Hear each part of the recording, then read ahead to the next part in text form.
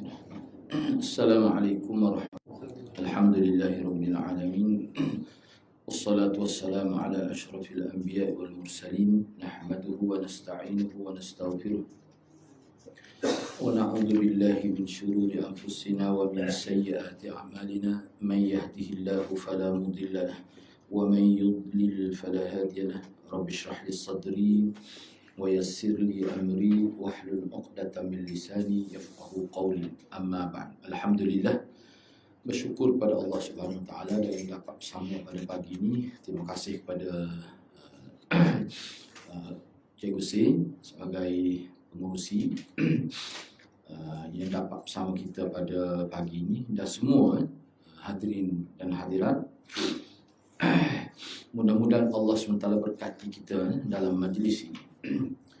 InsyaAllah pada pagi ini saya akan sambung perbincangan Tahqiq Tauhid, yakni program memurnikan akidah Tauhid pada bab yang ke-23 tu. Sesungguhnya di kalangan umat ini ada yang menyembah berhala.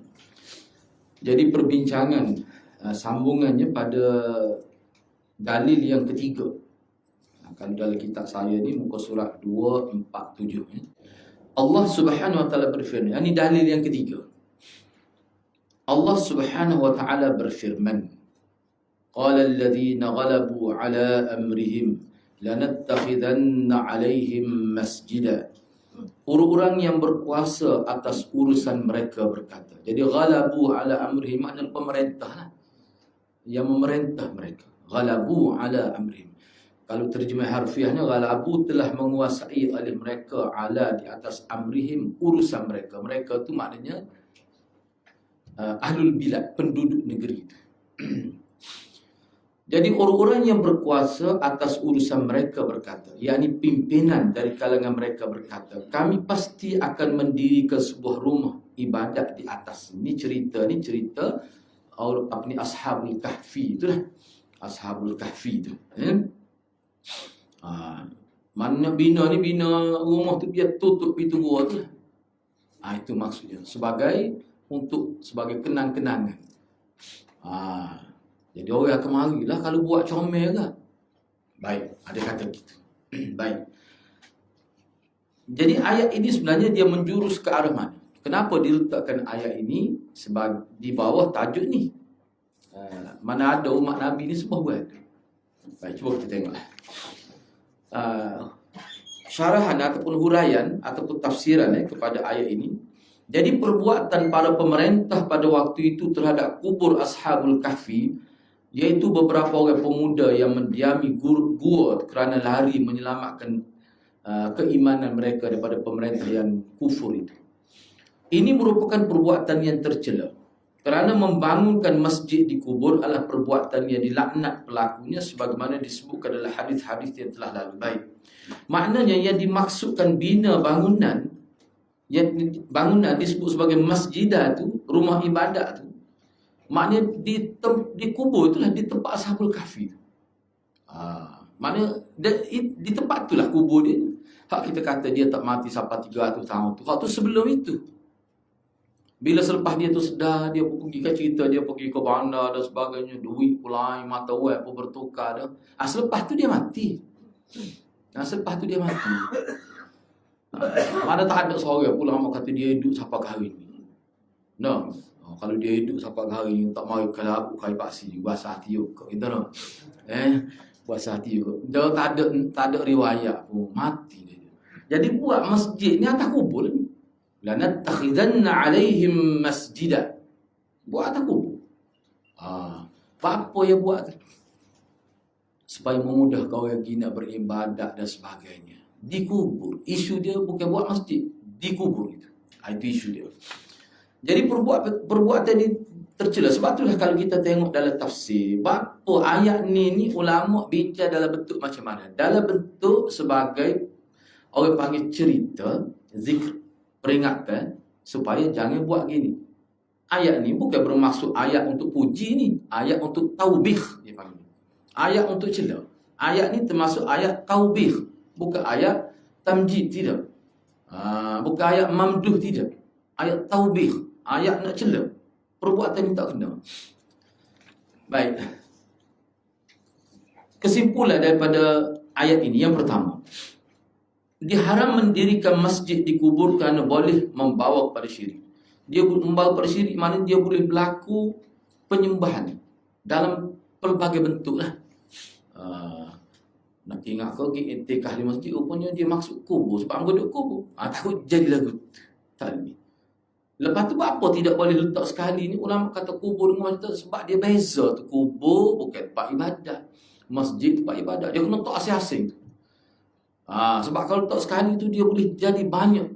Orang panggil berlaku gangguan terhadap orang panggil emosi orang Islam semasa beribadat. Kalau ada orang yang tidak terlibat dengan ajaran salah pun boleh terganggu tu. Apatah lagi kalau sudah ada dah penyakit tu. Kalau ada dibenarkan buat masjid itulah paling maju yang akan dihadiri pokok yang ada keyakinan sebegini. Sebab itulah pokok dia minta. Kan anda sebut sebelum ni kan, Muhammad Zain Al-Bajuni minta kubur dia nak letak di tepi pasu bunga rumah dia tu. Apa? Dengan maksud apa? Supaya mudah dikunjungi oleh pengikut dia. Apa nak kunjung nak gitu? Ada maksud dia. Jadi almarhum Ustaz Hashim Yahya tak benar. Ada bahaya. Dia kata kena ke bumi ke di perkuburan biasa orang Islam. Kalau dibenarkan terdedah, terbongkar banyak perkara tu, bahayalah.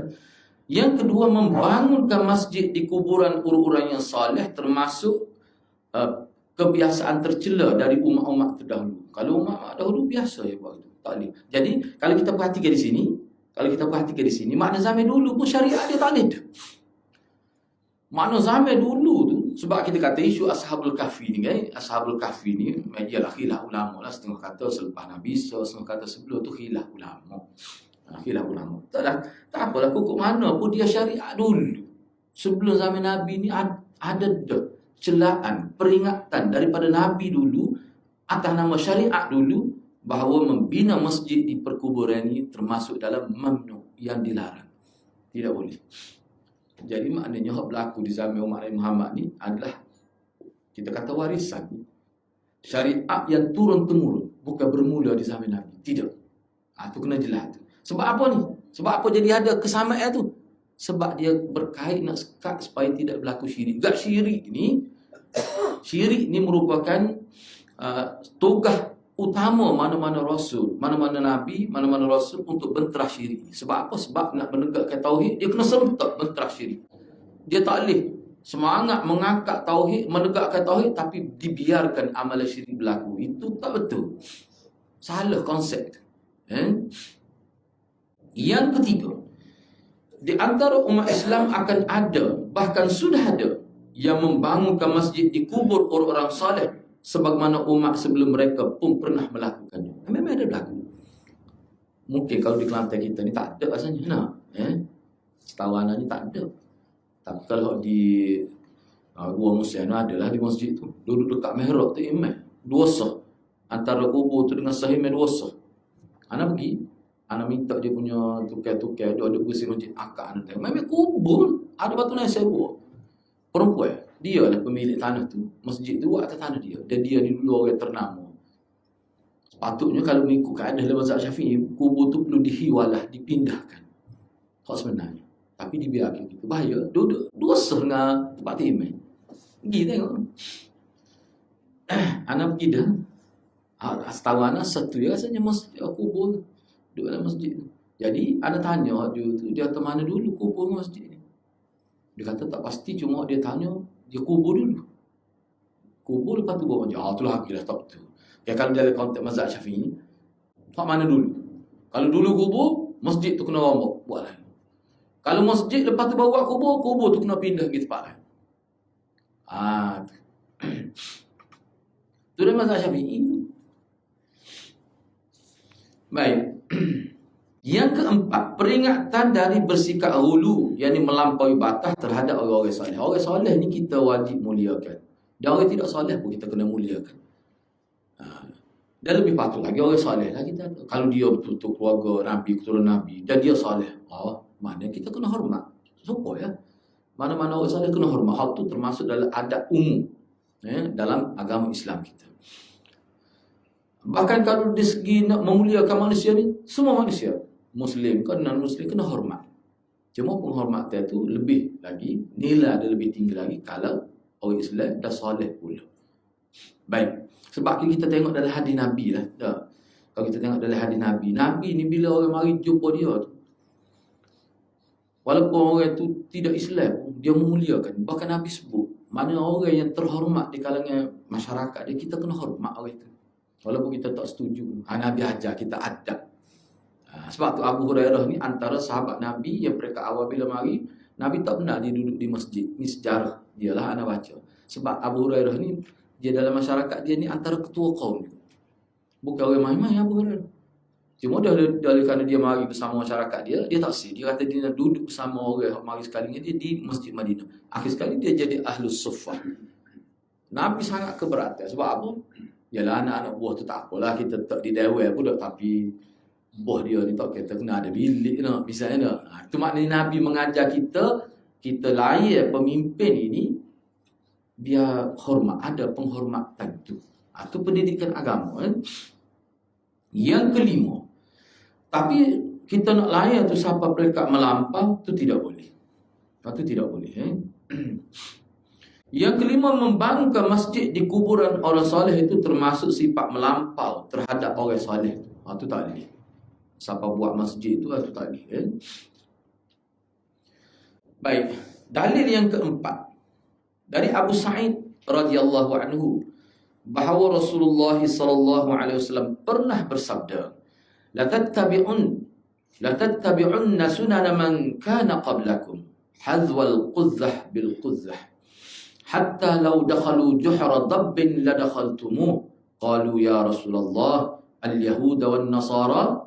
Qala faman. Nabi SAW bersabda, takhrij hadis tu tengoklah bawah tu, anda tak baca lah takhrij hadis tu, boleh lihat sendirilah.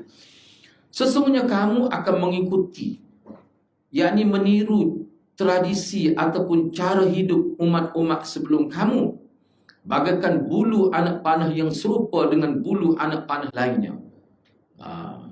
Maknanya susunan anak bulu, apa ni kita kata anak panah ke bulu di tempat atas dia tu kan. Sebab bulu tu dia menentukan sasaran tepat ke tidak tepat tu. Dia masalah memandu anak panah tu.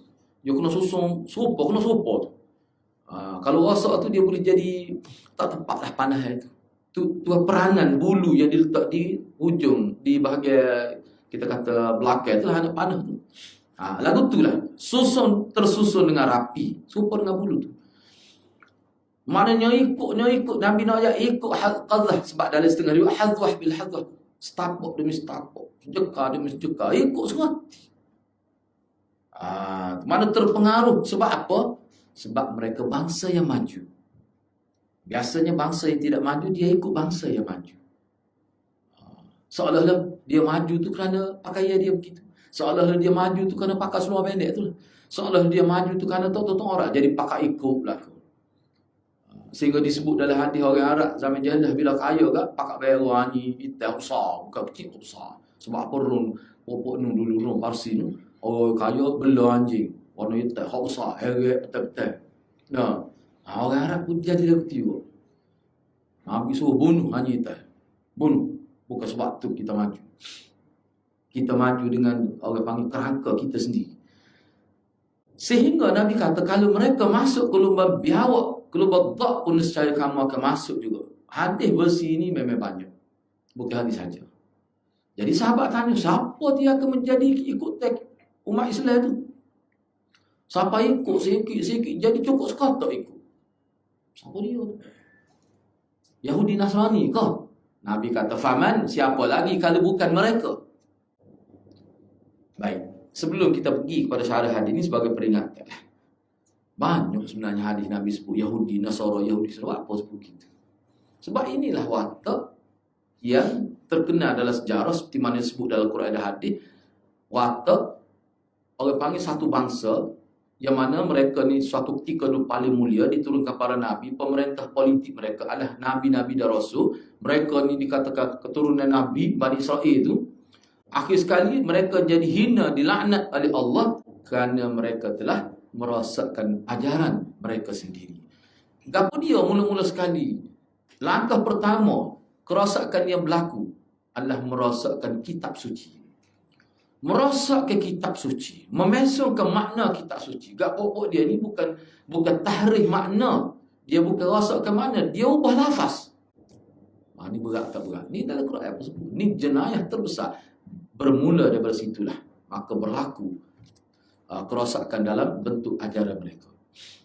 Sehingga ada berpuak-puak, orang agama berpuak-puak, sehingga sampai satu tahap bila dia pun tahu telah rosak, tapi nak rujuk tak tahu, nak rujuk macam mana. Macam mana kita nak kembali kepada asal, tak tahu. Sebab apa? Sebab kitab suci pun hilang di muka dunia. Kita orang Islam ni tak. Kita boleh rujuk kitab suci, Quran. Kita boleh rujuk hadis Nabi. Sebab hadis Nabi ni dijaga oleh ulama. Allah SWT lahirkan ulama yang sanggup mati nak jaga sunnah, nak jaga hadis-hadis sahih. Sanggup. Dalam agama lain tak ada orang-orang penganut dia kesanggupan seperti itu. Tidak ada. Imam Bukhari misalnya, asalnya bekerja kaya kala mula-mula tu. Ada piti banyak dia kerja pun tidaklah kata itu. Nah, tapi maknanya ada duit lah. Tinggal semua tu urusan. Sebab apa? Nak tumpu pada proses pencari hadis dan pengkajian hadis tu. Sampai mati. Sampai mati. Bukan seorang, beribu buat jenis begitu. Sampai hari ni sanggup dicela kerana itu. Baik, cuba kita tengok dalam syarah. Ni hadis Kalau sebelum ni ayat Quran, ni hadis. Dalam hadis ini Nabi SAW ingin menjelaskan bahawa semua hal yang dilakukan oleh orang-orang Yahudi dan orang-orang Nasrani pasti akan dilakukan juga oleh umat Nabi Muhammad SAW. Tidak ada yang ditinggalkan sedikit pun. Boleh jadi orang ni ambil ni, ni ambil ni. Tapi maknanya ajaran Yahudi dari segi tradisi, budaya, kehidupan dia tu jadi ada dalam kehidupan umat Islam. Pertama sekali kerana kejahilan. Umat Islam tak tahu ni cara hidup siapa, ni budaya siapa, dia tak tahu. Salah satu sebabnya bagaimana? Kerana dia tak tumpu pada pengajian tu. Kalau masyarakat kita dulu, ni bukan anak sebut ni, kita baca dalam artikel-artikel tokoh-tokoh akademik. Kenapa umat Islam ni lemah benar dalam bab memahami budaya sesat ni, budaya bangsa yang telah dilaknat oleh Allah, Yahudi dan Nasrani. Sebab mereka sibuk dengan pekah. Mana-mana ada setengah tempat ada sebut tu, ada sebut ni bukan apa nak ayatnya teruk dalam tu. 20 kali ulah kitab Munyatul Musallin. 20 kali. Bukan 2 hari. 20 kali. Anak tahu tu sebab anak pergi kuliah situ. Dia kata sedap ngaji kita tu, sak kata sedap tak sedap. No. Mana tahu lain tak sedap. Engkau tak terang 20 kali. Dan dia jumpa dengan ustaz dia kata, anak cuba dah satu katos. Anak kata yang tangan dia tak payah pilih, tak main 20 kali. Tak payah baca kita tu. No.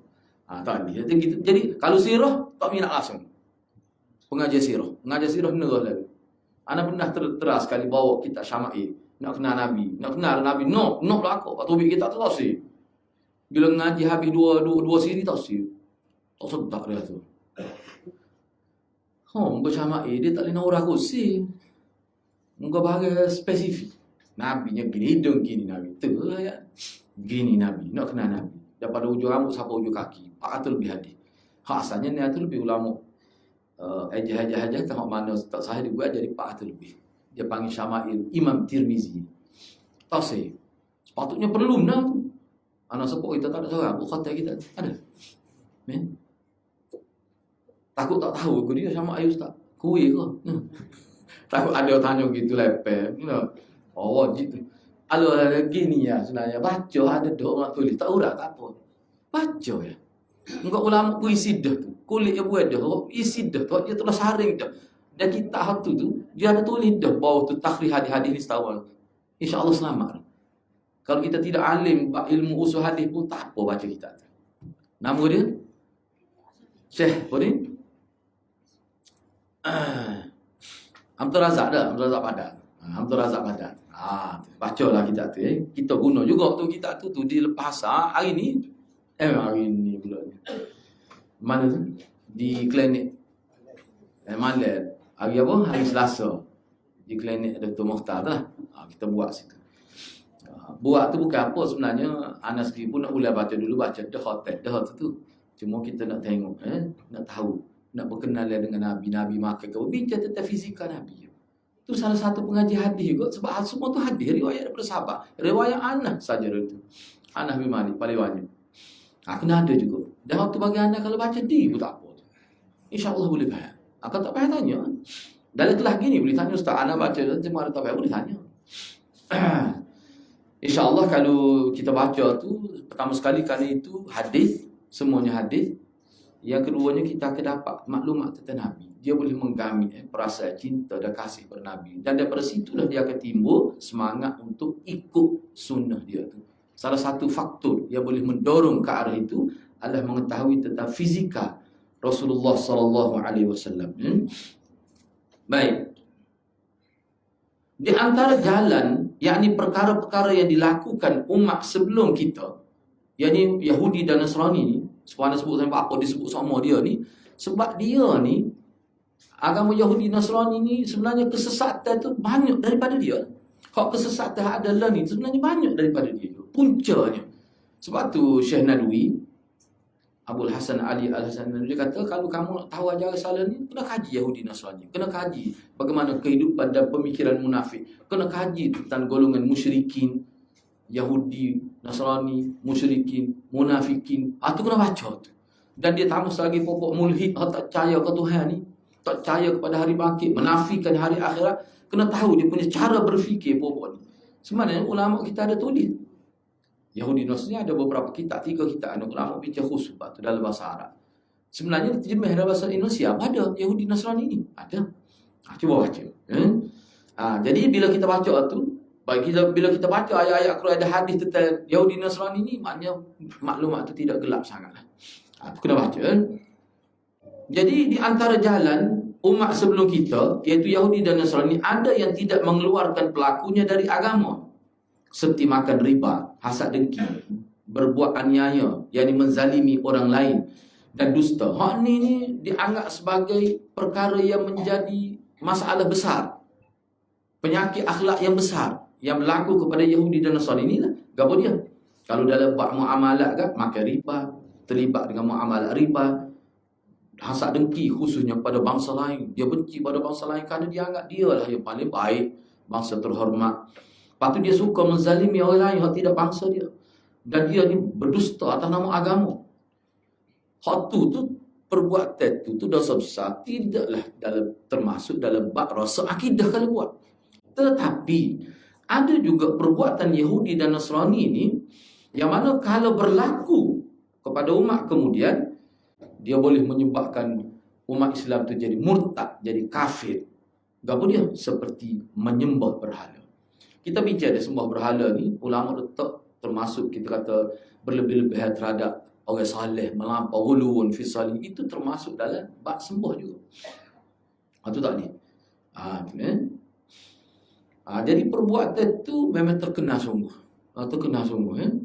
Sebab itulah kalau kita tengok ajaran salah, anda tengok dengan ada 200 lebih gambar kubur-kubur ni. Orang-orang termasuk umat Islam sendiri yang salah, misalnya di Tunisia, di mana-mana, di Pakistan, di India, di Timur Tengah ni. Sampai 200 lebih ada kubur. Kubur-kubur yang dianggap orang-orang soleh, wali, besar.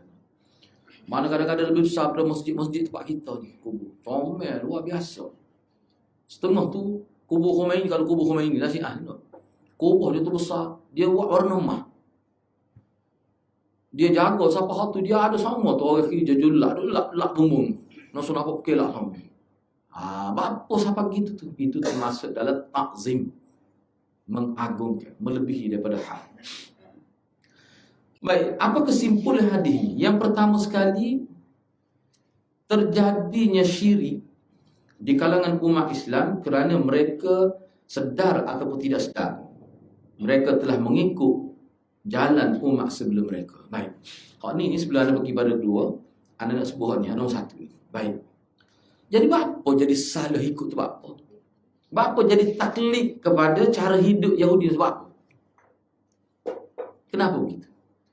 Boleh dikatakan ulama sebut dari kitab kerana mereka tidak menjadikan ikut dan sebenar dalam semua perkara generasi salaf. sahabat, tabi'in dan tabi'. Tabi'in itulah salah satu takrif yang mudah. Sepatutnya sebab sahabat pun mati. Sahabatnya ada kubur khusus, kubur sahabat. Di Uhud pun ada. Kita kata di Baqi' tu iyalah. Walaupun bercampur-campur dah sekali ni. Tapi asal ni kubur sahabat lah tu. Maknanya dia tidak ambil contoh sahabat lah ke mana. Kalau dah lebat kubur lah ke mana sahabat. Dia tak ambil contoh situ punca dia. Patutlah Nabi sebut. Nabi kata umat aku tak akan sesat. Kalau dia ikut sunnah aku dan sunnah sahabat aku tak akan sesat. Memang Nabi jamin dia. Jadi maknanya orang yang tak ikut tu, Nabi tak jamin dia selamat. Terbukti sungguh. Kalau kita kata tu apa sahabat tidak buat gitu? Macam-macam dia takwil lah. Macam-macam dia takwil. Sehingga ada seorang tu di Malaysia kita dah dengar dalam YouTube dia. Dia kata pergi ke kubur. Bertawasul dengan kubur itu termasuk dalam amal syar'i. Dia beri. Apa tu? Sebab orang soleh ni dia dapat perhatian daripada Allah. Dan waktu termasuk dalam syariat. Termasuk dalam asbab syar'iyah. Tengok tu dia pusing. Kalau kita tanya apa sahabat tahu gitu? Tak ada sahabat buat. Dia akan jawab ni, bukan semua yang sahabat tak buat tu tak boleh kita buat. Serupa dengan bukan semua yang Nabi tak buat tu tak boleh kita buat. Dan kalau sesuatu yang Nabi tak larang, kita boleh buat. Kalau tak bercampur, macam dia tahu lah. Tu maknanya cara tu betul-betul seperti cara Yahudi, cara Nasrani bawa Yahudi lah betul. Bacalah Quran mana-mana. Salah satu sebab dia rosak jadi dilaknat sebab dia suka takwil ajaran dia, Nabi dia. Tu orang panggil takwil. Dah jelas Nabi tahu, tak sebab sesat. Dah jelas lagu ni jamin Nabi cara urus kubur. Dan pengurusi kubur pada tu pun Nabi. Jawatan kuasa pengurusi dia tu Nabi sendiri. Pengurusi masjid pun Nabi. Pengurusi kubur pun Nabi. Nabi belakang iwa arah. Sahabat ikut ya. Bapa ya tak ikut. Tu punca utama. Lepas tu punca keduanya dia hadis dhaif ni dia guna dengan tidak berdisiplin. Dia guna pakai hadis dhaif dengan cara yang tidak berdisiplin. Pada hadis dhaif ni dia dalam bab-bab tertentu ya boleh guna, tak boleh guna bab akidah. Bab nak menyabitkan hukum fiqh tak boleh dah. Dia bab fadail dan untuk amal peribadi. Tak boleh disemarakkan dengan hadis dhaif untuk amalan besar masyarakat. Tak boleh. Sebab itulah ada guru Maulana sebut dia kata kalau sebesar ni amalan orang panggil amalan tahlil ni kita kecek dari khilaf ni. Apa tak ayat apa-apa ni buat kita ni dari khilaf ni. Besar tu amalan tu tahlil. Sehingga kau tahu tu boleh jatuh, boleh dilucut ke jawatan tu. Boleh lucut ke jawatan tu. Besar tak besar? Biar kita risau lah. Ni berperik dah betul mata ni. Sebesar ni amalan ni tiba-tiba sehadi pun tak ada. Berat tu. Besar tu amalan tu. Sehingga ada seorang yang bertaraf PhD dalam bidang agama sebut badan Ustaz Adin Ta'ala Setuhan. Hak ni sudah berakar umi cukup dalam. Tak boleh buat dalam masyarakat Melayu. Siapa orang PhD kata gitu. Dia jemput anak kuliah lah. Lepas tu ada orang tanya. Orang tanya ada jawab atau dia tak jawab. Dia tanya tentang tahlil. Anak tak kata beda. Anak kata tak ada. Nabi tak pernah buat. Kalau ada mesti ada hadis. Dan mesti ulama kita sebut. Ulama mati. Anak ulama mati. Tak ada bunyi buat. Tak ada sebab. Segitu ya anak sebutnya. Lepas tu orang ramai tanya. Lepas tu kita buat ni macam mana? Anak kata apa ni tahu. Tapi anak tak buat. Kena tanya orang buat lah. Kok ada dalil. Tapi kalau ada dalil. Sebab besar tu amal dia. Bukan kecil-kecil. Besar tu amal dia tu. Sehingga dia jadi macam setengah kita boleh kata macam protokol tu. Dalam orang panggil jabatan tertentu. Mesti buat. Amalan mesti. Sehingga tokoh tu dia kata kalau Ustaz Din tumpuhan ni pun tak akan berubah dia bercakap. Dia kata begitu. Ayatnya betapa mendasarnya ajaran itu, betapa sinonimnya dengan amalan orang Melayu kita. Bagaimana tidak begitu? Akidah syirik lebih berat lagi. Zaman jahiliah boleh ubah. Ni bukanlah besar sangat pun.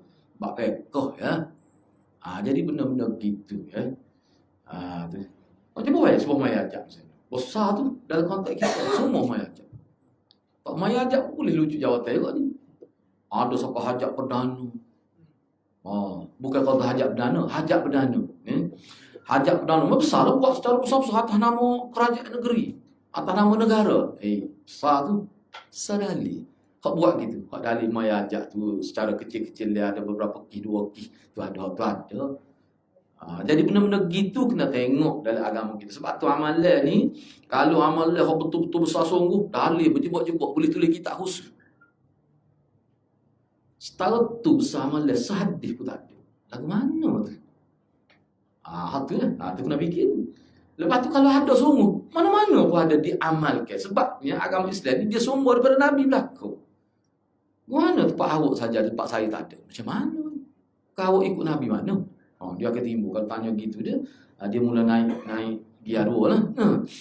Jadi benda-benda lagu tu tak kena fikir. Umat Islam ni kena fikir. Kita kena semak. Jangan kita fikir, cuba tengok kita berbincang dengan umat Nabi. Nabi sendiri kata, Nabi sendiri sebut umat dia ni sesaknya sampai perekat mana sesak. Jadi sembah berhala semua. Ada berlaku gitu. Apa sebut ni? Nabi bukan nak bercerita. Nabi nak memperingatkan. Jadi itu cerita orang panggil apa ni? Khabar tetapi dengan mana insya. Khabar dia panggil apa? Khabariyah lafzan, insya'iyah makna. Nabi cerita akan berlaku gini-gini. Itu cerita. Tapi dari segi makna dianya ada insya', ada kehendak. Apa yang Nabi nak sampai sebenarnya bukan semata-mata cerita, bukan semata-mata khabar, tetapi insya'iyah. Insya'iyah ni maknanya Nabi nak supaya kita jangan buat gitu. Itu tujuan cerita. Itu dia panggil insya'iyah. Mana ada satu talab, ada satu tuntutan, jangan kamu buat begitu. Itu tujuan aku cerita.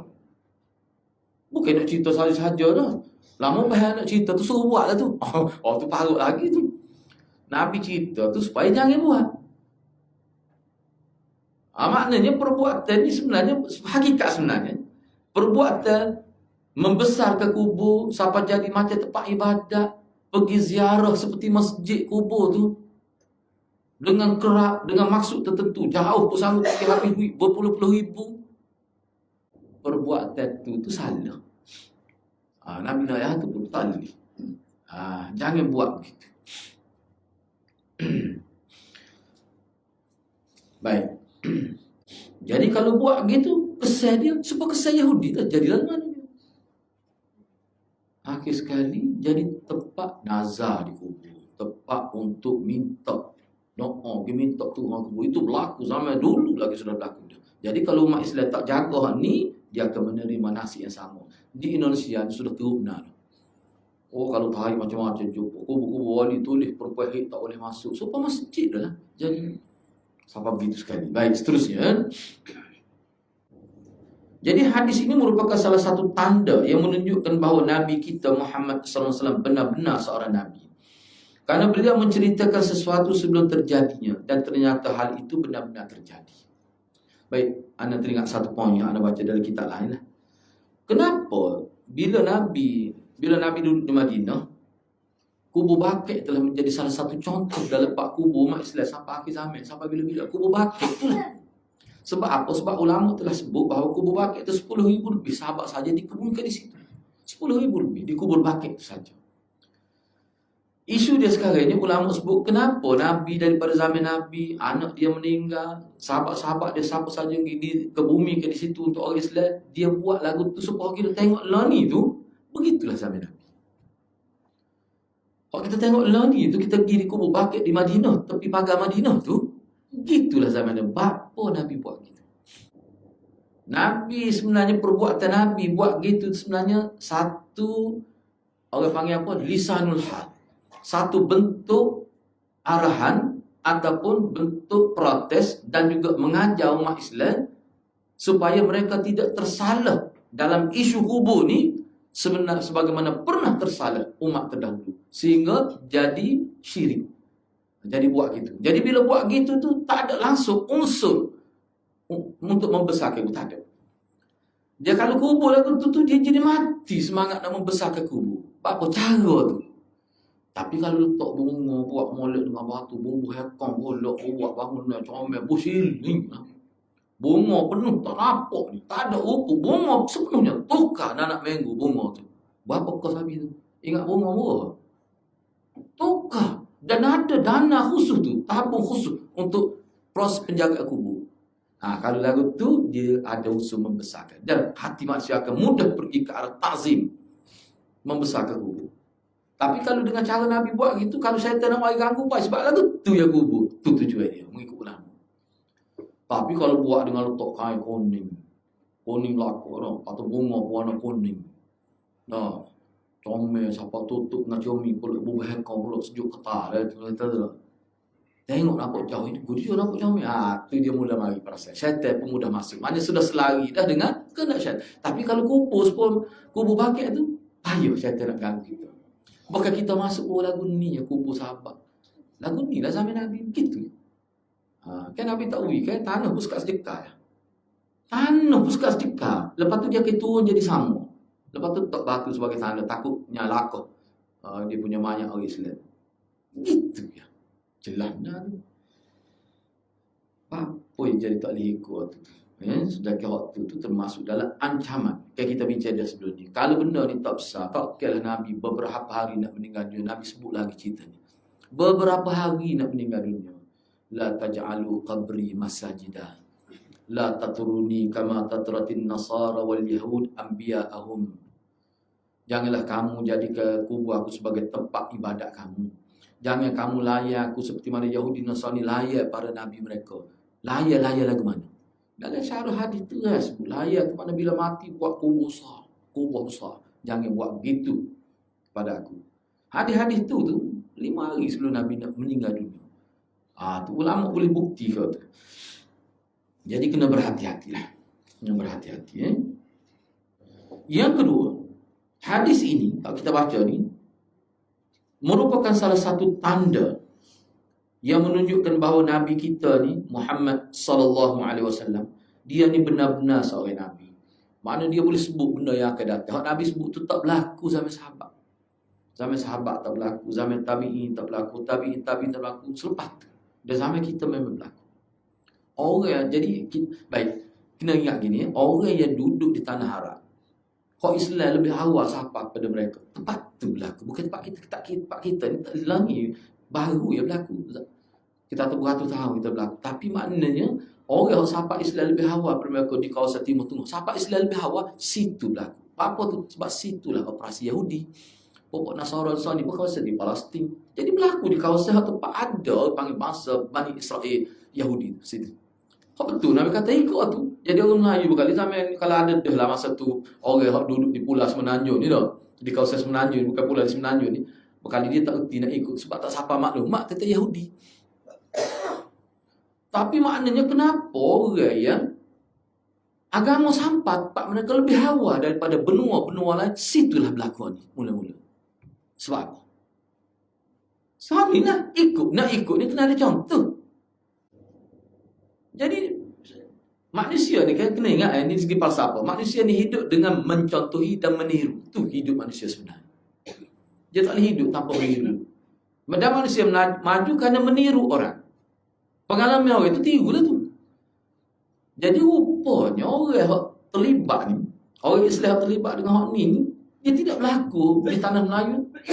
Kira-kira sebagai permulaan tidak. Permulaan berlaku di tanah, di negeri, di benua yang mana berlaku operasi agama hak asas itu. Dakwah berlaku di situ. Sebelum sahabat Nabi pergi ke kawasan-kawasan Hijaz itu, dulu Yahudi di kawasan itu. Bani Israel itu operasi kawasan itu. Bila habis generasi itu, tiba-tiba orang Islam yang ajaran Nabi tak ada ajar gitu, tiba-tiba dia ikut siapa? Ikut Bani Israel, ikut Yahudi, ikut Nasara. Apa dia boleh ikut? Sebab situ pernah beroperasi agama Nasara, agama Yahudi. Sebab kita tak. Jadilah ni kita ni bila ikut pula bila? Kalau kita baca dalam sejarah, orang Melayu kita terlibat ni sebab kata ajar contoh kalau di Indonesia nak baca ajaran ni mari daripada pedagang-pedagang, mari daripada orang luar, peniaga, mari bawa ajar itu. Dia kena ada orang bawa, baru ada orang ikut. Dia gitu sifat manusia. Jadi maknanya sesat-sesat ni dia bukan berlaku dengan fikiran sendiri, tidak. Dia berkait dengan ikut juga. Sebab tu dalam agama Islam kita dia kena ikut Nabi, jangan ikut lain. Kalau ikut lain sesat. Jadi isu ikut ni isu besar dalam kehidupan manusia. Ikut ni. Sebab tu Islam hari dia tak larang sifat manusia hak biasa. Sifat manusia orang panggil tradisi fitrah manusia nak ikut orang. Allah tidak larang. Tapi Allah ajar kita kalau nak ikut hak ni. Hak ni jangan ikut. Maknanya kehendak manusia untuk ikut tu tidak terjejah pun, cuma ikut hak tu. Kena ikut hak ada dalil, kena ikut wahyu. Ikut tapi hak tu. Jadi isu yang bertemu sekarang ni isu ikut ya sebenarnya tu ya. Apa tak si itibak Nabi tu itibak pun. Isu tu sebenarnya berlaku. Tu sebab itulah anda duk tekas omong. Jadi kenapa kita diwajibkan menunjukkan sunnah di khalayak? Kalau orang panggil sunnah Nabi pergi masjid kena buat sunnah Nabi, kita masa makan apa tu? Nak suruh orang tengok. Sebab bermula daripada tengok, itulah bagi orang awal dia kenapa buat gini. Nak sebiar apa tu? Kalau kita tidak buat gitu, malu nak amal sunnah depan orang. Jadi yang tampak dalam khalayak ni adalah cara yang tidak sunnah. Orang akan ikut tu. Sebab itulah besarnya orang yang menjadi ikut orang. Orang panggil ulama, ustaz. Kalau duduk kampung, dia lah jadi ikut orang. Kalau kita pergi kampung, kita kecek, orang dalil masyarakat kampung adalah ustaz. Bukan Nabi. Ya, ustaz tu buat, tak? Ustaz jahil. Ustaz tu buat. Kalau mari pandai sikit, Tok Peti tak? Dia Tok Peti. Kalau pandai, dia Tok Peti. Kalau kampung, ustaz. Pandai dah. Orang-orang lagu ni, kalau dengan sebab dia, orang kampung jadi sesat, dia ikut hak tidak sunnah Nabi, sampai mati dia ikut sunnah ustaz tu buat. Tak tahulah bersama mana boleh dosa. Kadang-kadang dia mati boleh jariah lagi dosa. Tu kena ingat, kena berhati-hati. Waktu yang kita bimbang jadi itu sebenarnya isu dia sebenarnya bab ikut. Cuma dia tak sedar. Contoh kita kata dah, contohnya. Misalnya kita tersambut hari jadi dengan ada lilin, siuk lilin tu. Tu tentu tidak Islam. Mari-mari mana. Ulama tu kaji-kaji sebiji serupa dengan bobok majusi. Sambut hari jadi dengan ada lilin, berapa buah api. Dia bukan saya saja tu. Manusia ni kalau dalam bab agama, biasa manusia sesuatu yang dibuat tu dia ada berkait dengan akidah. Nak menggambar kebesarnya api itu sebagai Tuhan dia. Siapa dia kaitkan dengan umur. Letak situ. Siwa tu. Dia ada kaitan tu. Itu dia panggil Syiah. Itulah orang panggil Syiah. Sebab tu kita dalam proses nak mengagungkan Allah ni, semua kena sebut nama Allah buat apa-apa. Ayalah tu cara Nabi. Ta'zim Allah ni, bila kita buat apa-apa, siapa nak bersama isteri, nak masuk bilik air, nak buat apa, mesti sebut nama Allah. Itu makna ta'zim Allah. Itu orang panggil proses mentahkik ke tauhid dalam kehidupan. Anak mudah ya. Kena permudah. Misalnya orang kata, Ustaz, anak ni tak ingat doa, tak ingat zikir. Ginilah kata, zikir ni, baca subhanallah. La ilaha illallah. Bila-bila. Lepas tu doa, Rabbana atina. Kata ingat saya. Tu ya. Dan dia kata tak ingat. Tu selalu. Lepas tu, kira semula lah itu. Tu lah. Lepas tu dia kata zikir tak ingat bila nak orang ni tak nak masuk. Okay, tak apa, baca bismillah belakang. Nak masuk bila air, bismillah. Baca bismillah. Tak apa. Dalam kitab pada sebut. Tujuannya nak supaya bila kita buat, kita sendiri baca bismillah, maknanya kita mentazkirah minda kita, mentazkirah hati kita supaya ingat ke Allah sama. Sebab tu Nabi bila orang buat baik pada kita, kita kena kata alhamdulillah. Sebut nama Allah dulu. Baru kita kata barakallah, syukran lak. Sebut alhamdulillah dulu. Nabi sebut dalam riwayat ada mufrad, baca sebut. Orang buat baik pada kita. Ataupun orang bayar gaji kita lah. Kita kerja kerja. Tak tahu lah kerja sama orang bayar. Kita kata alhamdulillah, syukran. Barakallah wa jazakallah khairan jazak. Sebut alhamdulillah. Sebab apa tu? Sebab kita nak sebut hakikat. Tuhan punya sebab. Kalau kita boleh duit daripada majikan kita tu sebab zahir sahaja. Kalau sebab sebenar, dia panggil Tuhan punya sebab itu adalah Allah. Itu panggil tauhid, itulah tauhid. Kalau kita duduk ngaji, nak faham secara ilmu saja. Proses pelaksananya tadi lah dengan zikir, dengan doa, dengan selawat, dengan baca Quran paling besar. Lepas tu bismillah tu kira-kiranya paling rengkah. Tu tak ada orang tak boleh buat tu. Begitulah. Mudah sebenarnya agama ni. Kalau kita dedah dengan cara Nabi, supaya Nabi dedah pada sahabat. Sampai sahabat Abu Tahuruk boleh faham agama. Tak jadi kafir, tak jadi sesat. Sampai masuk surga. Padahal tak alim. Nak kata alim wana Abu Tahuruk. Sahabat ni sama Abu Tahuruk. Tapi apa yang jadi molek agama? Sebab Islam ni, Nabi sampai Islam mudah. Yasir. Bahkan Nabi kata, yasiru wa la tu'asiru. Anak terjemah gini. Kita boleh terjemah yasiru wa la tu'asiru. Kalau kita nak terjemah secara kita boleh terjemah, mu kena sampai ke Islam seperti mana aku sampai pada sahabat. Itu mana yasiru wa la tu'asiru. Sebab apa? Sebab bila Nabi kata pada Rasulullah, yasiru wa la tu'asiru, tak ada sahabat kata, Rasulullah ya tu ada susah tu. Tak ada. Maknanya Rasulullah ya semuanya mudah, tak ada susah. payah, tak ada.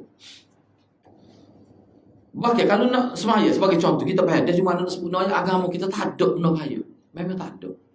Siapa berzikir, nampak, perlu hujat, no.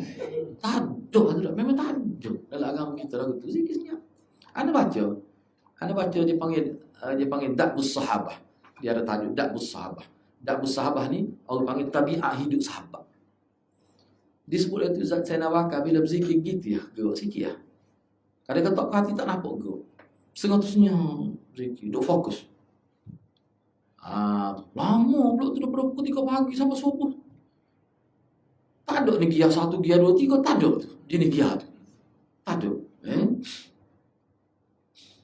Benda-benda gitu kena tengok sebab tu anak pun lemah sebenarnya kita tengok. Kenapa anda tekan ke sangat tu? Itulah orang panggil amali untuk mengukuhkan akidah tauhid itu sebenarnya. Sebab itulah Imam Bukhari kata iman itu amal. Islam itu amal. Iman itu amal. Tak boleh pisah tu. Amal ke dia? Cakap, amal ke dia? Amal jadinya aku bukan hal tu maksud amal ni maknanya kerja yang kita buat kena pastikan dapat redha Allah. Ringkas sungguh ulama kita sebut.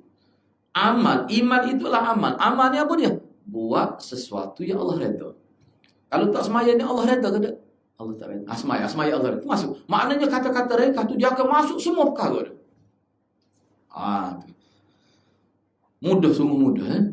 Mudah, agama kita ni mudah. Tapi mudah-mudah pun dia kena tahu. Tak ada maksud mudah ni mana tak ada satu projek agama Nabi ni anda sebut ni sebab persoalan ditimbulkan oleh Muhammad Qutb. Dalam kita ada syubhat haulal Islam. Muhammad Qutb.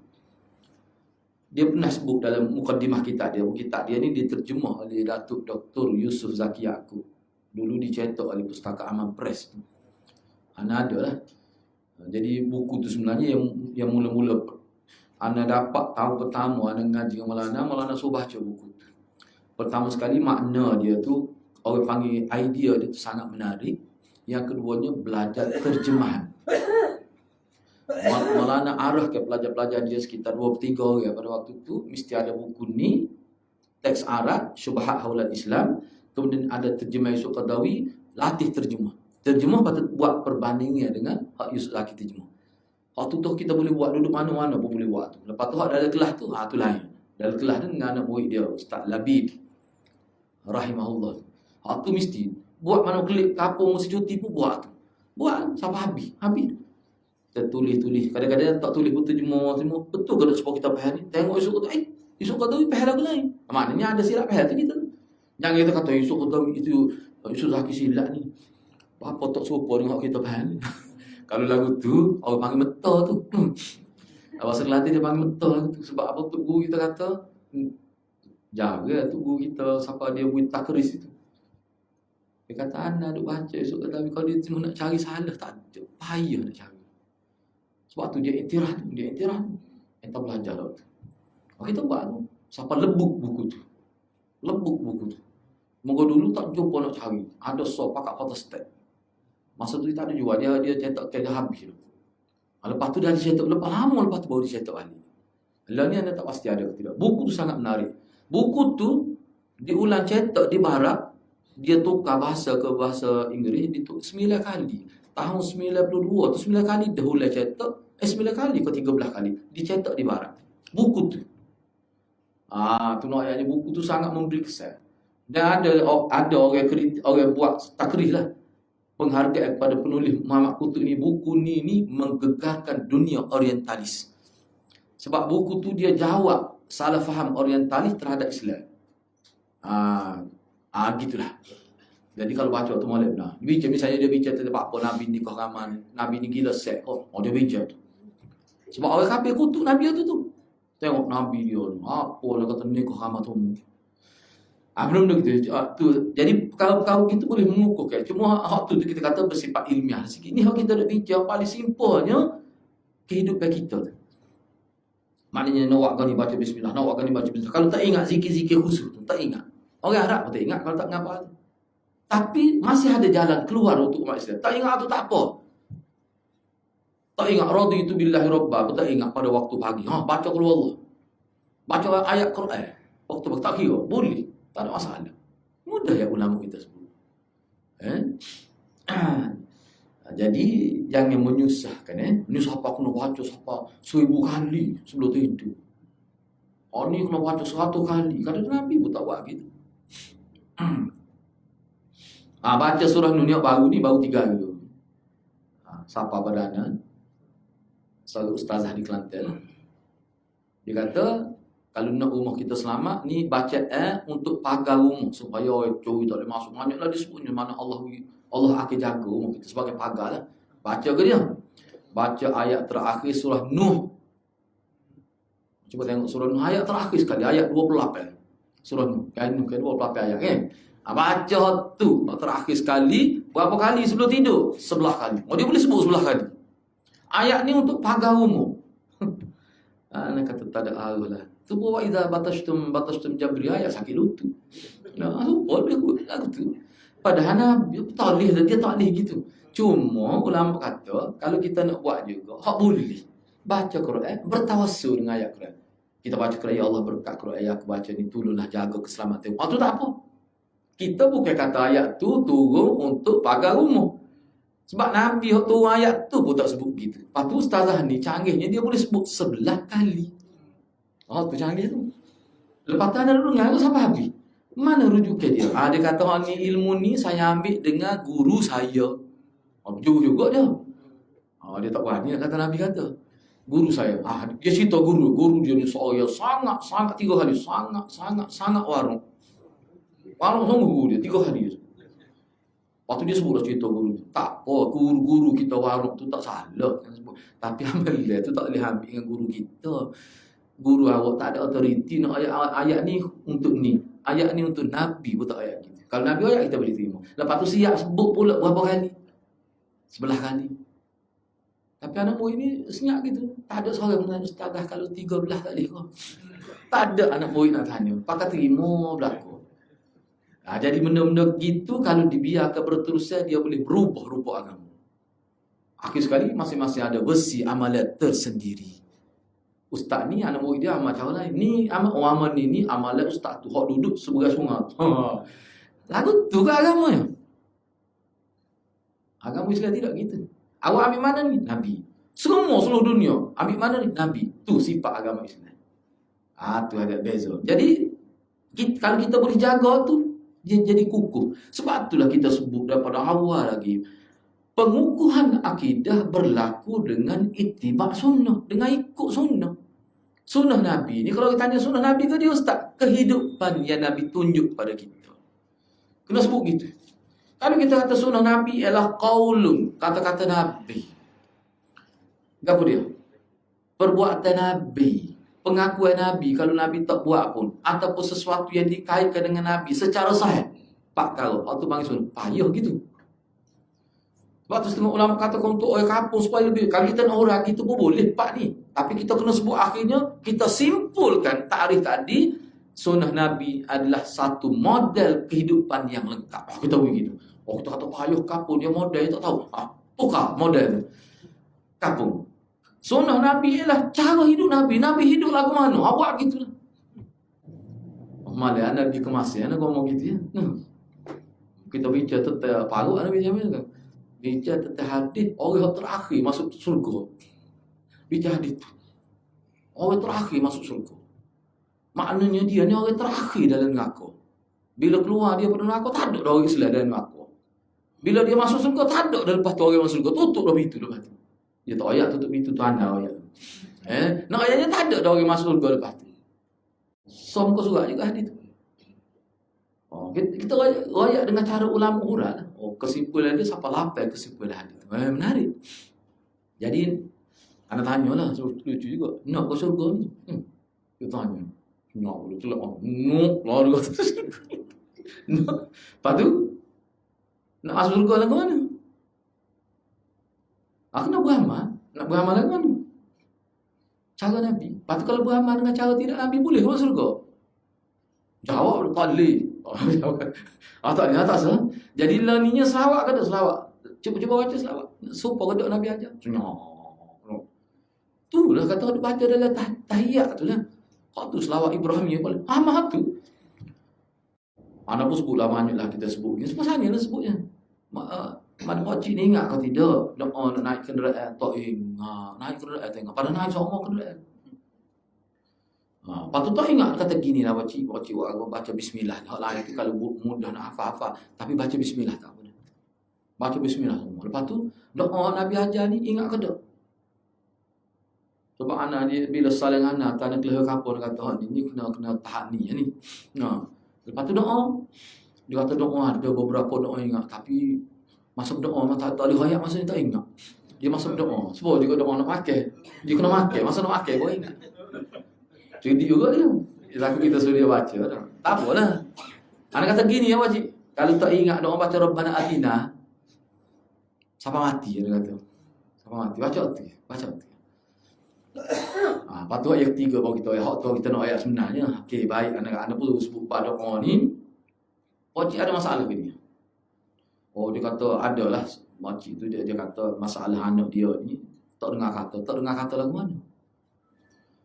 Oh dia kata mana tobik malah patah ada tu hujan naik kereta ni naik kereta dia jadi terlibat dengan gangster dan sebagainya lah. Anak kata tak ingat dah kata sampai Nabi tak ada naik kereta. Sebab tu dia tak ada hadis tu. Anak pun tak ingat tu. Lagu mana nak buat?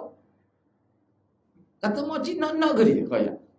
Doa ni dia kata falsafah doa ni adalah kita menyatakan hasrat kita nak supaya Allah tunaikan. Kaya apa dia? Guna bahasa gapo pun Tuhan tidak nak nilai sastra dalam doa. Tuhan naknya dia nak minta. Lah ni makcik duk kecek Kelantan, makcik minta dah bahasa Kelantan. Ayat terang biar kalau orang dengar kata Allah bodoh bahasa. Dah Allah tidak kira. Sebab dalam hadis tu, apa yang dia sebut gitu tu, ana refer pada hadis tu. Cerita dia biar nak sebut sikit dah. Ni akidah ni. Hadis tu disusun oleh Profesor Dr. Umar Sulaiman Ashqar, 85 hadis. Tajuk kitab dia tu hadis-hadis yang menyebut tentang perkara ghaib, pelik, ganjil tapi sahih. Yang orang kita kecil cukup kepala pelik-pelik ni, dia nak gitu ni. Wihak tu. Wihak 85 hadis. Pelik-pelik berlaku. Kalau orang lain royak, taubat ilah 4 kali mati, 4 kali hidup kita tak percaya. 4 kali. Kita tak percaya. Cerita pelik. Cerita Nabi Ibrahim jumpa dengan ayah dia Azal. Orang panggil di permulaan. Nak berpijak, anak tangga nak pijak pergi naik ke titian sirat itu. Nak melintasi nak jumpa ayah dia. Dia sebutlah ke dia tu. Saya. Ayah dia bertapu-tapu cemat. Tapi awak ni kepada dengan tanah liat dengan muka huduh lah cuma kotor isyarat kepada dosa syirik tapi digambarkan dalam rupa ayah Nabi Ibrahim kenal ni ayah dia sedih lah dia mana ayah dia tadi neraka sedih dia tak ada apa dah masa tak ada apa dah Nabi Ibrahim betul nak syafaat ayah dia sebab kafir itulah kita disyafaat kalau Islam boleh akhir sekali tak ada nak buat Nabi Ibrahim dia minta dengan Allah ya Allah jangan malukan aku ya Allah ubahlah ayah aku biar dia orang tak kenal dalam neraka. Takut orang kenal dia ni. Oh ni ayah gue ni. Ayah Nabi Ibrahim ni masuk neraka kalau kita. Malulah aku. Akhir sekali Allah tukar jadi binatang ayah dia. Dia tukar jadi hemar.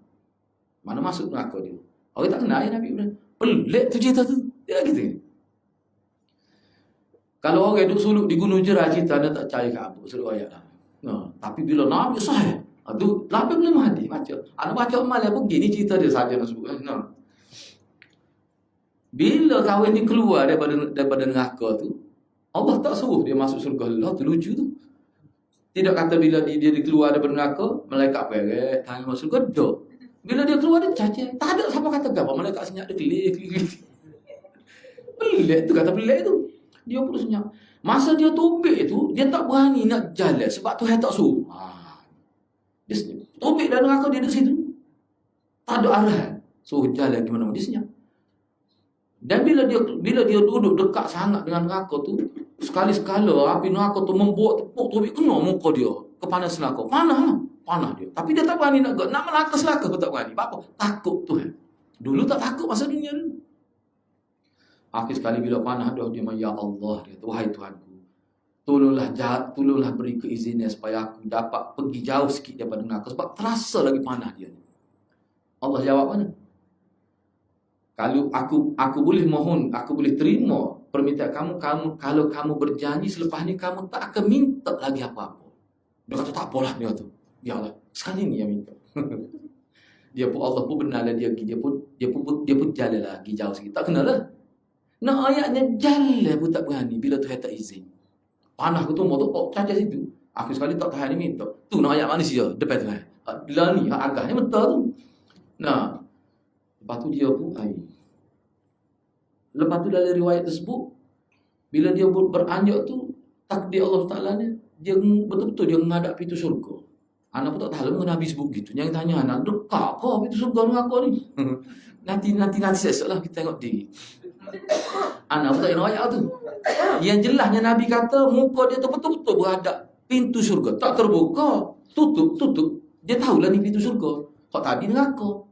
Dia pun kelih lama dia kelih. Tuhan pun tak ada kata apa. Tuhan pun tak tanya, nak surga kau? Tuhan pun tak tanya dia. Oh tu dia terbakar tu. Dah lah parut dah kena bakar tu. Dia pun minta. Tadi janji dah tak minta. Dia minta, oh, ya Allah ya Tuhanku. Boleh kau saya nak pergi dekat pintu? Tak berani lagi nak minta masuk surga.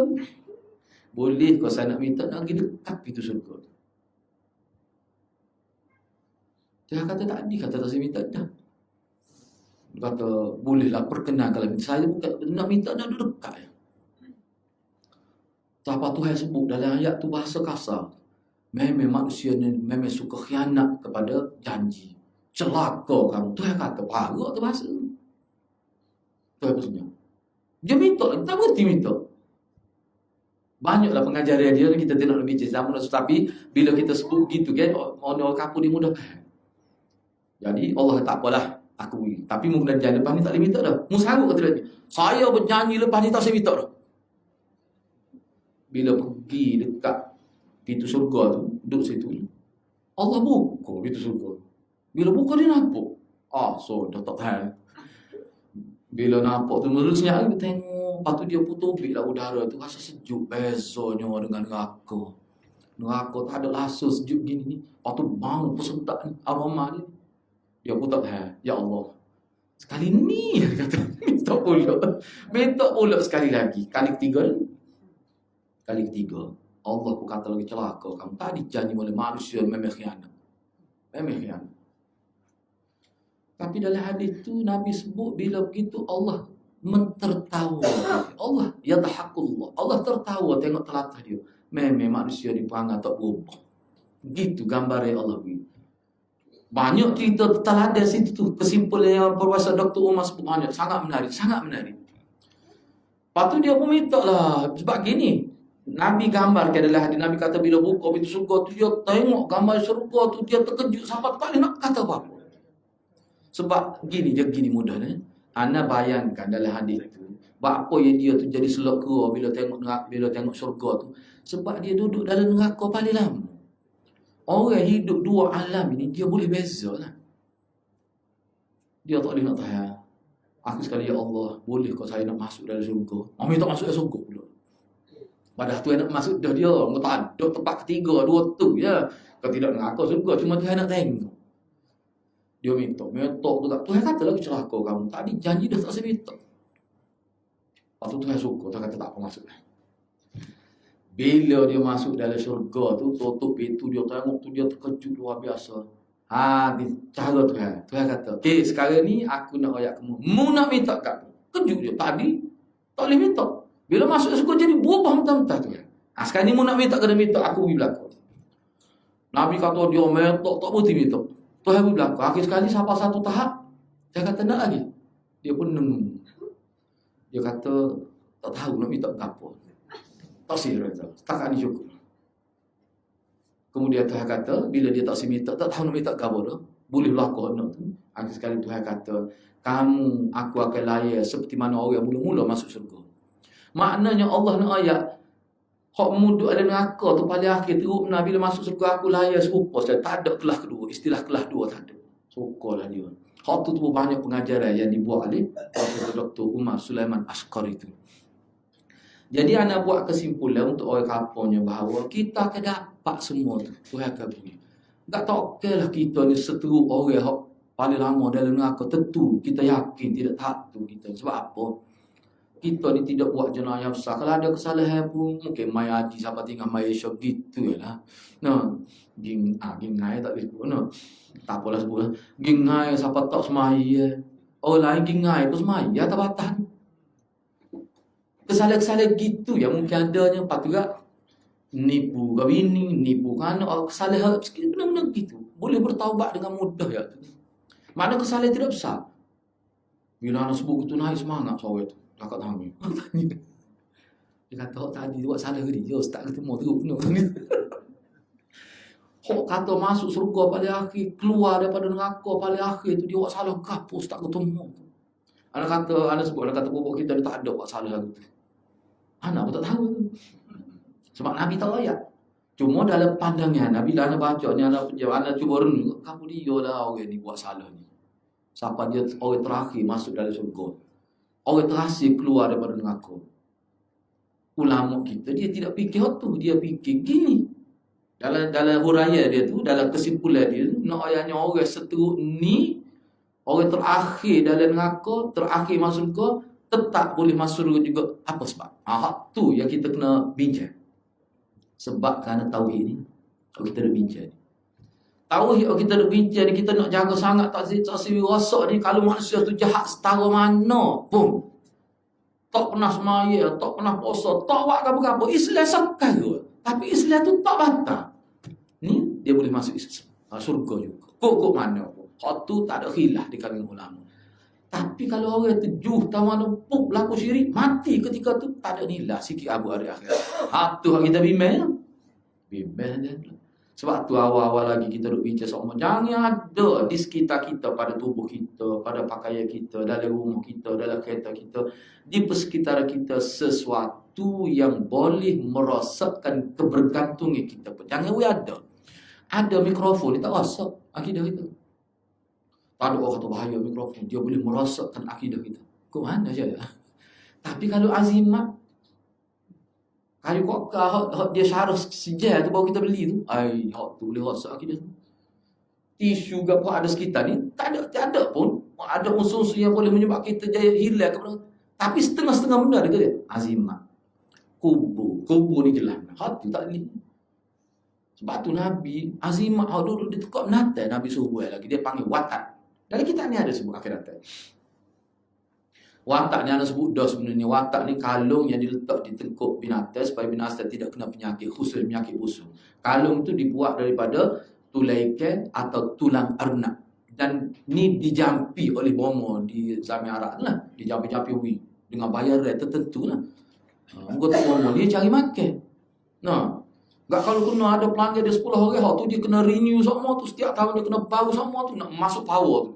Sekali masuk power tu kena 300, dah kalau 50 orang. Itu sumber pendapatan tutup bomo ahli-ahli sahih. Tu ketika saya zaman dia. Bila sahabat Nabi masuk Islam, sahabat Nabi tak ada benar-benar syirik. Nabi suruh buat juga ada tekak binatang. Apa tu? Sebab tu termasuk duduk di sekitar kita, takut ada lagi. Niat, semangat tu takut ada. Buat semua. Tak boleh ada. Sebab tu kalau tok gambar tu penali di kedai dengan maksud untuk lari perniagaan, tu dia bahaya tu. Dia bahaya tu. Sebab letak pun dengan maksud tu dah. Beli cincin pun dengan maksud tu dah. Tak boleh. Padahal cincin harus boleh pakai untuk perhiasan biasa. Hal ni yang kita nak bincang ni. Jadi anak nak bawa dengan hadis tu, nak ayatnya betapa menjadi kata kunci. La ilah ni dia jadi kata kunci untuk kita masuk surga. Tak ada tu tak boleh masuk. Kalau tak boleh masuk dulu pun masuk neraka pun tetap boleh masuk. Tu kesimpulan besar ulama. Jadi bila sebut begitu, jadi soal jawab jadi setengah jam. Rupanya minat masuk surga ni. Ya gini sebut tanya macam-macam lah. Siapa Ashabul Kahfi pun timbul juga. Nak ke mana dia ni? Islam kata. Kata Islam tu kata yang ketemu dalam ayat wazidnahum huda tu lah. Warabatna ala qulubil patai tu. Apa nama? Fityatun amanu bi rabbihim tu. Tak apalah tu. Lepas tu dia tanya, dia kata anak tak bahaya. Oh itu justru. Dia kata apa tak rosak baju Ashabul Kahfi 300 tahun tidur tu? Tak pernah sabar tu dia tu. Kena paruk. Wajib ni tanya. Nak ayat mana? Anak kata mudahnya hijab Tuhan. Tu dah. Sebab tu Tuhan suruh balik ke dalam, balik waktu pagi balik pun nak suruh gerak, pergerakan. Lepas tu Tuhan buat, Tuhan nak ayat kuasa Tuhan, bukan nak ayat ni kuasa Ashabul Kahfi. Allah sebut cerita Ashabul Kahfi bukan nak ayat Ashabul Kahfi tu orang ajaib, tidak. Allah sebut Ashabul Kahfi nak ayatnya keajaiban Allah, kudrat Allah, kekuasaan Allah, kehebatan Allah, nak ayat tu. Sebab tu bila Allah tidak maksud gitu, lepas tu mati dia. Lepas tu mati. Jadi kubur tu gua tu. Mudah kan? Gitulah. Jadi habislah hak untuk bab ni, hak nombor 5 kita bincang pula. Jadi benda yang poin yang paling kita kena pegangnya, pengukuhan tauhid selain daripada secara teori kita belajar, secara ilmiah kita perkukuhkan dia dengan meningkatkan amalan sunnah dalam kehidupan kita sehari semalam ini. InsyaAllah kalau kita ada usaha ke arah itu, mana kedudukan tauhid kita tak akan terjaga insyaAllah. Ihfazillah yahfazka. Nabi kata kalau kamu nak supaya Allah jaga kamu, kamu kena jaga agama Allah. Kena jaga kehidupan kamu biar selaras dengan kehendak Allah. Allah sebut dah. Hak tu orang panggil formula. Orang panggil formula. Kalau kita nak Allah jaga kita sampai mati, sampai hari akhirat Allah jaga kita, kena jaga sunnah Nabi. Kena jaga. Begitulah hati-hatilah. Jadi anak setakat itulah dulu. Ya, mudah-mudahan Allah berkati kita semua. Suruh baliklah kepada Cikgu Sir. Ya, Assalamualaikum warahmatullahi wabarakatuh. Alhamdulillah, kita buka soalan. Baca rumah orang tu. Tak tidur. Ada beberapa soalan. Yang pertamanya, kamu sedangkan orang yang merah, asal bukan dia sampai dia makna. Okey, satu ya. Yang kedua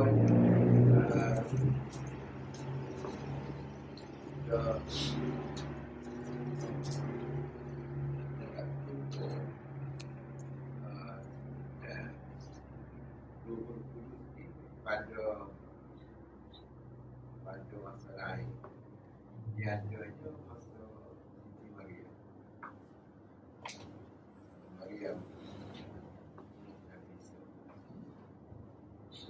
jadi kudus ni malaikat Jibril. Ya. Apa yang dia tu disebut kudus masa. Okey. Ada tu. Jawab soalan pertama saat ni sebenarnya jelas dalam ayat tu sebenarnya. Innahum fityatun amanu bi rabbihim wa zidnahum. Dan seterusnya lah. Kita naknya jelas bu. Mereka ni Ashabul Kahfi ni fityatun, beberapa orang pemuda. Amanu bi rabbihim, mereka ni beriman kepada Tuhan mereka. Maknanya mereka ni akidah tauhid Islam lah. Cuma Islam ni ada sebut Nasara, Yahudi tu asalnya Islam tu. Kalimah tu. Sebab tu dengan ana baca dalam kitab Badlul Majhub fi Musyabahatir Rafidah bil Yahud. Kitab ni asalnya kitab kritikan terhadap Syiah. 1940 muka surat kitab ni. Dalam mukadimah tu dia bincang kenapa ulama kita dia buat kajian tentang Syiah ni, mereka mengatakan Syiah ni berasal daripada Yahudi. Dia bincang sebut kitab. Jadi sebelum dia serius masuk dalam perbincangan dengan bab ke bab tu, mukadimah tu dia bincang dulu siapa Yahudi tu. Dia bincang banyak lah, berpuluh-puluh muka surat. Dia kata asalnya Bani Israel. Dia ambil satu pendapat, mana perubahan kepada nama Yahudi ni bila mereka telah rosak. Mereka telah ubah kita, banyak mereka langgar janji Allah. Teruslah bunuh orang, menipu dalam perniagaan, riba, mengamalkan sistem riba. Maknanya amalan dia tu bercanggah dengan kitab Taurat. Maka hukum mana pun Yahudi lah. Tetapi setengah-setengah ulama menyebutkan bahawa pada waktu tu Yahudi tu ajar asal lagi. Masih asal lagi. Lama lagi ikut asal. Maknanya Islam lah. Begitu juga kita panggil Nasara, setengah ulama dia kata tak sesuai nak terjemah dengan Kristian. Sebab Kristian ni kemudian. Sebab Kristian ni lebih menjuru kepada Trinity tu. Tiga tauhid Tuhan tu tiga tu. Tuhan Allah, Tuhan Maryam, Tuhan Anak. Maria tu Tuhan ibu, Allah ni Tuhan bapa. Tiga tu gabung jadi Tuhan. Setengah kata dak, Kristian hak panggil Nasara tu mana ada dua. Nasara tu bahasa Arab, Kristian tu bahasa kita kata Kristian ni bahasa kita kata Roman ni. Jadi bila dia ada pecah Kristian hak asal, mana hak tauhid seperti Ashabul Kahfi tu dia kata, dan juga Kristian hak telah rosak, hak menganggap Tuhan tu tiga. Jadi hak tu khilaf tu istilah tu. Jadi ana rasa benda tu tidak bersalah tu. Hak jadi berkenaan dengan Ashabul Kahfi tu sendiri pun kalau tengok dalam kitab tafsir ada kata selepas Nabi Isa, ada kata sebelum tu lagi. Pokok mana pun jelasnya mereka ni beriman. Beriman. Itu jelas. Dasar pada Quran sendiri. Jadi bila kita kata beriman, mana Islam lah. Cuma nama tu biasa ya nama tu, tapi hakikat dia tu Islam. Berkenaan dengan Ruhul Qudus tu adalah kita ada sebut Ruhul Qudus tu makna Jibril. Apa nama Ruhul Qudus itu gelaran saja. Sebab ruh ni, kalimah ruh tu sendiri pun dia banyak makna juga dalam bahasa Arab. Ruh ni dengan makna orang pun boleh. Dengan makna semangat pun boleh. Dengan makna ruh ni kalau cabut tu mati manusia. Cabut ruh tu mana mati manusia. Ruh tu, itulah apa ni dalam surah apa tu? Dia kata dia tanya tentang wa yas'alunaka 'anil quli ruhu min amri rabbi. Mereka tanya tentang ruh, jawab ruh tu urusan Tuhan. Tu nyawa tu masuk ruh situ tu. Ruh tu nanti semangat tak? Boleh ruh tu mana semangat?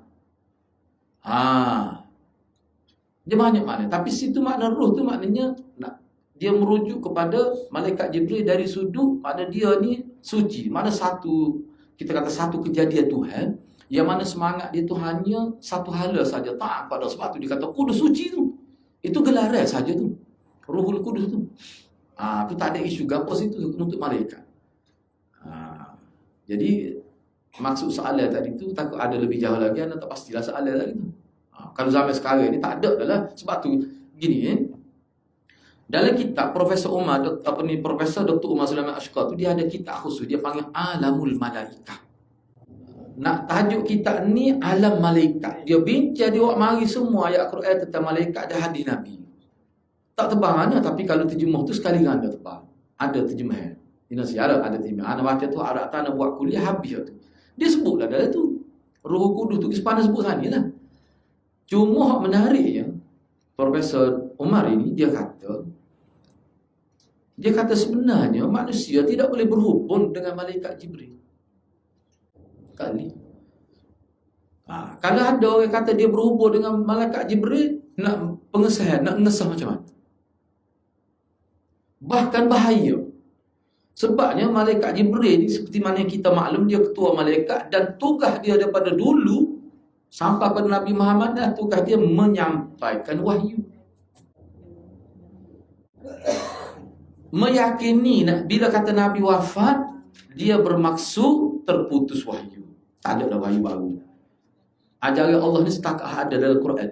Itu pertama. Yang kedua, bila Nabi wafat, ia bermakna tidak ada lagi jawatan lantikan daripada pihak Allah. Tak ada. Orang kata wali setinggi mana pun bukan Allah lantik. Sebab Allah lantik ni dia ada pengesahan dalam Quran. Iqra tu lantikkan Allah tu. Yang ketiga, bila Nabi wafat sebagai isyarat bahawa wahyu tidak akan turun lagi. Jadi bila kata Rasulullah, kalau seorang itu kata dia boleh berbincang dengan Jibril, dia boleh kecek dia, Nabi mari ajar pada satu zikir contoh ni. Ataupun Jibril mari ajar pada dia satu qiraat cara baca Quran yang mana sebelum ni tak ada siapa tahu. Ni dia wikamu ya. Wahai wali Allah. Nah, katalah dia dakwa gitu. Siapa dia cuba kat tangan, siapa dia nak percaya? Siapa dia nak percaya? Anak seorang Islam yang mengaji agama yang pihak Malik dia tak percaya. Bahkan kita akan fikir kenapa dia ni jadi gini. Kita akan fikir apa jadi balik bahaya, apa jadi gini ni. Bahkan anak ada fikir gini, dia ni banyak putus harap ni. Anak akan fikir gitu, banyak putus harap ni. Bukan harap dua ni. Kalau boleh dakwa gitu tu, bahaya hati ni. Jadi kena ingat. Jadi sistem Allah dia bincang juga dalam kitab tu. Jadi dalam mukaddimah dia tu dia bincang dah kenapa Allah Subhanahu Wa Taala menciptakan malaikat. Apa sebab? Dia orang lain, salah satunya sebab paling besar adalah Allah Subhanahu Wa Taala nak menunjukkan kebesaran dia.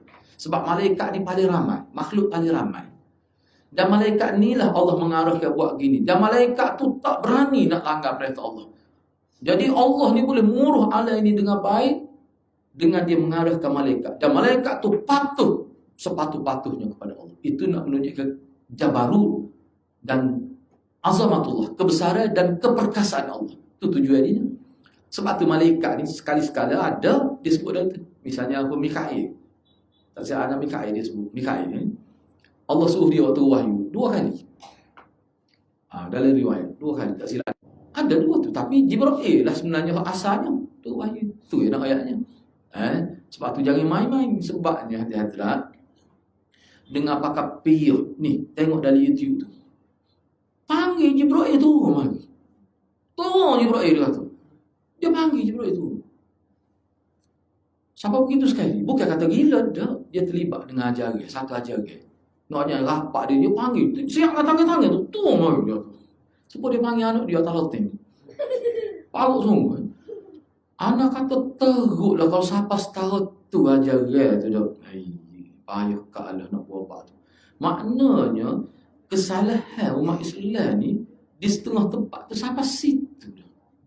Kalau kita lelak hati-hati lah. Tak tahu. Kadar tanggungjawab paling besar jaga akidah umat ni adalah kerajaan. Tanpa terkecuali kewajipan itu kepada setiap individu dan kelompok-kelompok umat Islam. Dia kena semua kena jaga. Tak boleh kita jaga kita saja. Dan paling besar tanggungjawab itu adalah kerajaan.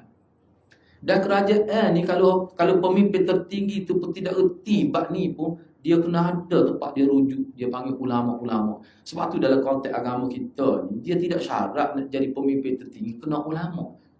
Dia boleh jadi tidak ulama pun asalkan dia ada nilai, dia ada karisma, berkarisma, orang ada kelayakan. Tetapi dia mesti bergabung tenaga dengan ulama. Sebab itulah dalam sebuah kerajaan Islam ni dia ada istilah mana negara yang hebat adalah negara yang bergabung. Nak kecek masuk politik ni. Bila ulama tu, tapi ada setengah-setengah umarat yang tolol tu gitu. Bila orang kritik dia itu dia akan masuk politik dia kata. Nak tegur kita. Tu makna dia tak faham. Kalau lagu tu makna tak faham tu. Lepas tu cara tegur tu pula tu dia ada kaedah dia lah. Kalau kita niat tegur tu nak menjatuhkan dia, boleh dosa. Kalau tegur tu dengan maksud untuk kebaikan, boleh pahala. Sebab tu tegur ni kena bil hikmah. Dia adalah kalau kita belajar dalam akidah ahli sunnah dalam bab akhir biasanya dia akan sebut ahli sunnah menganggap menegur pemimpin ni wajib dan cara dia mesti berhikmah. Kalau tu lain. Tak sama. Ada tapi kalau soalan itu bermaksud begitu. Atau anda tanya kalau ada soalan lebih daripada itu maksudnya, kena ayatlah. Kalau begitu maksudnya, kalau sebut ruhul kudus, sebab orang Kristian ke guna ruhul kudus. Tak sama tu. Bagi dia ruhul kudus tu mana bisa tu lah. Ruhul kudus mana Tuhan lah. Ruh yang mulia kata ruhul kudus ni berlaku ruhul kudus tu pada Nabi Isa jadi ruhul kudus sebab apa? Sebabnya masuk ruh tu ruhul kudus tu. Dia kirut tu. Kan tiup ruh kan dalam masuk pun ni kan disebut dalam jadi mengandung tu Maria itu. Satulah dia kata ruhul kudus ni pula dia kirut tu. Jadi hak masuk dalam tubuh Nabi Isa tu sebenarnya adalah juz'um minallah. Juz' tu. Sebab tu dalam diri dia tu cuma bila dia membesar jadi menganggap Nabi Isa sebagai tukar adalah tahap kematangan Nabi Isa. Masa kecil kita tak nampak lagi Tuhan dia tu. Tak. Tu benar-benar gitu. Jadi dia menganggap. Jadi ruhul kudus dalam konteks kita bicara tu setakat Jibril. Dia Jibril maksudnya bukan begitu. Tapi dalam Kristian lain. Sebab tu Kristian ni dikatakan agama syirik. Dia agama syirik. Bukan agama tauhid.